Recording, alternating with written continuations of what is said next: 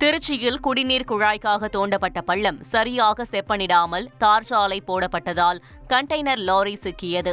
திருச்சி மாநகராட்சி சார்பில் குடிநீர் குழாய் பதிப்பதற்காக பள்ளம் தோண்டப்பட்டு குழாய் பதிக்கும் பணிகள் நடைபெற்று வரும் நிலையில் தூத்துக்குடியிலிருந்து திருச்சிக்கு 20 டன் எடையுள்ள டைல்ஸ்களை ஏற்றி வந்த கண்டெய்னர் லாரியின் பின்புற சக்கரங்கள் தார் சாலையில் சிக்கி மண்ணில் புதைந்தது. டெல்லி சட்டப்பேரவை கூட்டத்தொடரில் ஆம் ஆத்மி எம்எல்ஏக்கள் 21 பேர் சஸ்பெண்ட் செய்யப்பட்டுள்ளனர். துணைநிலை ஆளுநர் சட்டப்பேரவையில் உரையாற்றிய போது முதல்வர் அலுவலகத்திலிருந்து அம்பேத்கர் மற்றும் பகத்சிங் படங்கள் அகற்றப்பட்டதற்கு எதிர்ப்பு தெரிவித்து ஆம் ஆத்மி எம்எல்ஏக்கள் ரகளையில் ஈடுபட்டனர். இதனையடுத்து அவை நடவடிக்கைகளுக்கு இடையூறு ஏற்படுத்தியதாக 21 ஆம் ஆத்மி எம்எல்ஏக்களை 3 நாட்களுக்கு சஸ்பெண்ட் செய்து சபாநாயகர் குப்தா உத்தரவிட்டுள்ளார். செய்திகளை உடனுக்குடன் தெரிந்து கொள்ள உடனே சப்ஸ்கிரைப் பண்ணுங்க.